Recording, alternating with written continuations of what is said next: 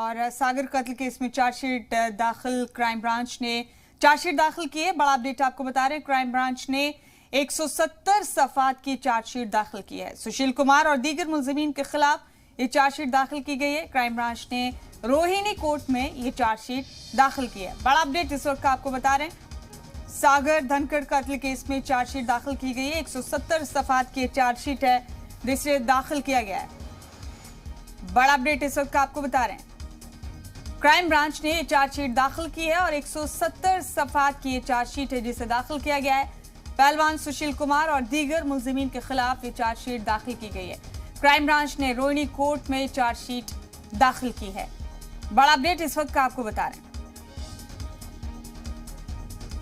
तो सुशील कुमार के खिलाफ और दीगर मुलजिमीन के खिलाफ क्राइम ब्रांच ने चार्जशीट दाखिल कर दी है। 170 सफात की चार्जशीट है जिसे दाखिल किया गया है।